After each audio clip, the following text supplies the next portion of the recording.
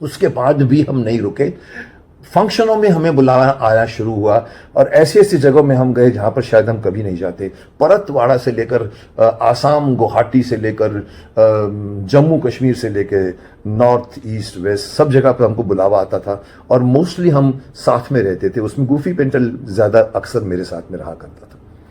बाद में एक और प्रोजेक्ट आया जिसका नाम था महाराणा प्रताप।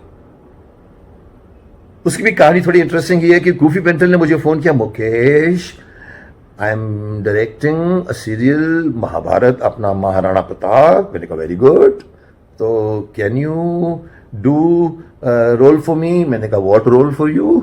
मुझे लगा महाराणा प्रताप ऑफर कर रहा होगा क्योंकि I was fit to do any historical character that time and I was in demand. But you know what he said, क्या है Mukesh, I would like to play his grandfather Rana Sanga. अब ईमानदारी से कहूं तो थोड़ा बुरा तो लगा मुझे। मैंने कहा महाराणा प्रताप क्यों नहीं? बोला यार लाले की है कि वो रोल एक्चुअली उस जमाने में उनके दिमाग में विनोद खन्ना था यार, बोला उनको बात चल रही है तो you know he will be doing that, so यार तू कर ले। मैंने कहा यार मैं करता नहीं हूं ऐसे यू नो बीच के कैरेक्टर। यार लाले तू मेरे लिए कर दे यार, तेरे से एक स्टार्ट मिलेगी मेरे को मेरे सीरियल में, तो इन्हें बहुत अच्छा होगा, कर ले। You know I told you is got that convincing power. मैंने कहा ओके चल गूफी तेरे लिए करता हूं, और किया मैंने और बहुत अच्छा हो गया। आई थिंक 9, 10, 12 एपिसोड तक राणा सांगा रहता है, जिसके बारे में मशहूर था 80 घाव लगे थे तन में फिर भी व्यथा नहीं थी मन में, ये थे राणा सांगा। दूत, क्या तुम ये तो नहीं कहना चाहते कि सुल्तान महमूद की बुद्धि इतनी भ्रष्ट हो चुकी है कि वो हम पर हमला करने की सोच रहे हैं? गुलाम को इस सवाल का जवाब देने की हिम्मत तो नहीं है, लेकिन मेदनी राय सुल्तान का मुजरिम है। आपके इनकार की सूरत में कुछ भी हो सकता है। ऐसा है तो जाकर अपने सुल्तान से कह दो कि हम अपनी शरण में आए हुए व्यक्ति को लौटाने से अच्छा यह समझते हैं कि सुल्तान महमूद की मित्रता ही लौटा दें। यदि उन्हें हमारी मित्रता के बजाय मेदनी राय का सर चाहिए, जाकर कह दो कि इसका निर्णय रणभूमि में ही हो सकता है। वो हमको इसके लिए हमेशा तैयार पाएंगे। मेवाड़ी मर्दों ने देखो कैसा रंग दिखाया, महाराणा जी, महाराणा जी, महाराणा जी जीत आया, कैसी दौड़ थी गए, महाराणा जी जीत आया, कैसे वार थी गए। भीष्म पितामह, तो जैसे आपको याद होगा 10 कमांडमेंट्स में चार्ल्टन हेस्टन थे। I would say international standard में चार्ल्टन हेस्टन जैसा ही इंडियन चार्ल्टन हेस्टन मैं मुकेश खन्ना को कहूँगा, हमारे भीष्म पितामह, क्योंकि जो उन्होंने बिब्लिकल या बाइबल की स्टोरी पे वहाँ किया था वही हमारी इंडियन महाभारत महाकाव्य में श्री मुकेश खन्ना ने किया। हमने मैंने जब ये सीरियल बनाई जिसका नाम है हमारा हीरो शक्तिमान, आप लोगों ने देखी होगी। उस सीरियल में हमें जेकॉल तो लगता ही है क्योंकि किल्विश था तो जेकॉल भी था, बट किन्हीं कारणवश हमारा ललित परिमो अवेलेबल नहीं था और हमको शूटिंग करनी थी। तो मैंने कहा चले यार ढूंढो उसका ऑल्टरनेटिंग ढूंढो, और ऑल्टरनेट ढूंढते मेरे दिमाग में फटाक से आया गूफी पेंटल। कर जाएगा वो, करेगा रोल, दिखता है शैतान साला, वो साइंटिस्ट की तरह कर जाएगा, वो है उसका। तो मैंने उसको फोन किया, तू करेगा? बोला हाँ क्यों नहीं करूँगा तुम्हारा सीरियल। और फिर उसने as you remember he played the role of doctor Jekyll in हमारा हीरो शक्तिमान। उनके शक्तिमान के नाम पे रायपुर में छत्तीसगढ़ में 3 साल में 44 स्कूल्स खुले थे। जो स्टार्ट तो बहुत अच्छा हुआ, जिसका अंजाम अच्छा नहीं हुआ। आगाज अच्छा हुआ, मतलब 4 साल में 44 स्कूल्स। मैं ब्रांडिंग करता था, शक्तिमान के बड़े बड़े पोस्टर लगते थे रायपुर की पूरी सड़कों पर, और उसके जो बनाने वाले थे वो बार बार मेरे को बुलाते एक महीने के बाद सर कुछ 3 स्कूल और खोल रहे हैं, तो मैं खुश था। मैंने कहा ठीक है, जोत से जोत बट रही है। और मैं वहाँ जाता था, वहाँ 30 गाड़ियों का काफिला होता था, आगे डोल ढमामे लेके, ड्रम्स लेके, ऑर्केस्ट्रा रहती थी। मैं एक खुली जीप में खड़ा हो जाता था और हम लोग उस सड़क का पूरा उस टाउन का चक्कर लगाते थे, और एंड में स्कूल कंपाउंड में जाके मैं कुछ बोलता था और एडमिशन शुरू हो जाते थे। That was very good. और हमने वहाँ पर अलग अलग जगह पे जाके बहुत से इवेंट्स किए, शोज किए, एंटरटेनमेंट किया, देन कंप्यूटर्स भी बांटे हमने, एजुकेशन के लिए बुक्स भी दी, बहुत कुछ किया हमने उसके लिए। और I was really proud to be a part of Shaktimaan schools with Pitamah. End में आपको मैं एक और इंटरेस्टिंग अपनी एसोसिएशन गूफी पेंटर के साथ बताना चाहूँगा, जो हुई है लेकिन कंप्लीट नहीं हुई है।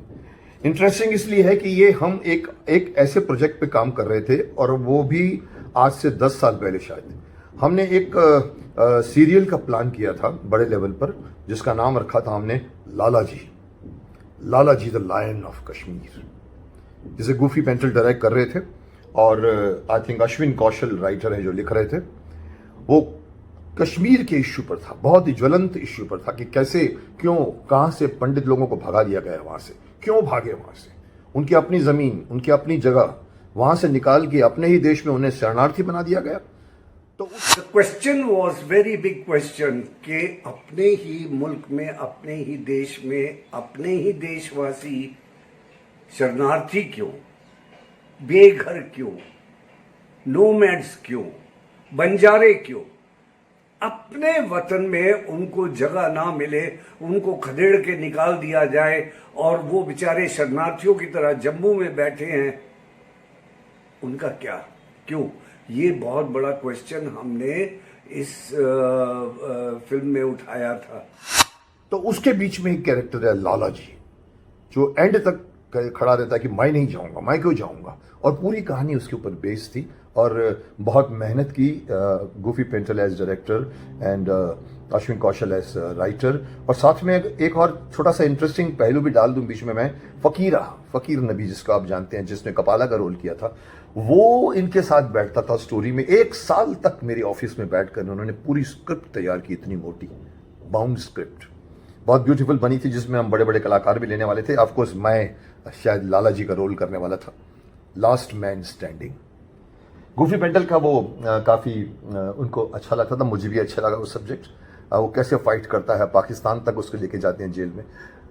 किसी कारणवश वो हम प्रेजेंट नहीं कर पाए, किसी भी चैनल को भी, दूरदर्शन को भी नहीं कर पाए, और समय थोड़ा ऐसा बीता कि मैं थोड़ा सा बैकफुटेड हो गया। मैंने कहा कि गूफी अभी इसको क्योंकि क्या धीरे धीरे इश्यू जो है वो कश्मीरी पंडित से निकलकर, कश्मीर वॉज नोन फॉर आतंकवाद, टेररिज्म। वहां के हालात में इतने टेररिज्म घुस गए थे, पाकिस्तान से घुस गए थे, आजाद कश्मीर से घुस गए थे, कि लोग कश्मीरी पंडित का इश्यू भूलना शुरू कर दिया था। एसोसिएशन यहां तक गई कि हमने गूफी पेंटल की पोती को बुलाया, छोटी छोटी मगर मोटी बातें में, छोटी सी बच्ची जो आके बोलती है, ए मैं तेरे को जानती है क्या। बहुत क्यूट बच्ची है उसकी, बहुत क्यूट भोली वाली पोती है, जो गूफी पेंटल खुद बहुत खुश होता है अपनी पोती को लेकर। बोलता देख देख मेरी बेटी है, मेरी पोती देख ऐसा करती है, कभी वीडियो भेजता है मुझे। तो मेरे डायरेक्टर ने कहा कि उसको बुलाते, मैंने कहा बुलाओ।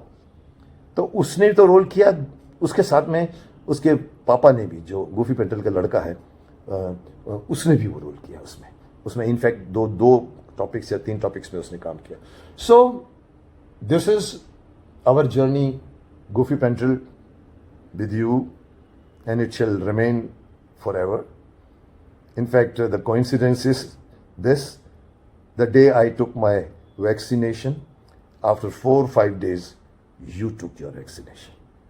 Nice to hear that. God take care of him, और अपने आप को संभालो।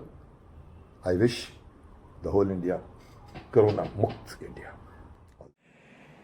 तो ये थी मेरी प्यारी प्यारी सी मुलाकातें, मेरे दोस्त, मेरे अजीज, मेरे बुजुर्ग, मेरे पितामह मुकेश खन्ना के साथ, जो कि बड़ी प्यारी हैं, सदा साथ रहेंगी। और हम आपको और भी एंटरटेन करते रहेंगे, गॉड विलिंग। श्री राम ने चाहा तो हम हमेशा आपकी सेवा करते रहेंगे। अगर मेरा प्रोग्राम आपको अच्छा लगता है तो प्लीज कमेंट भेज दिया कीजिए, सब्सक्राइब करना मत भूलिएगा। टिक, बाय बाय।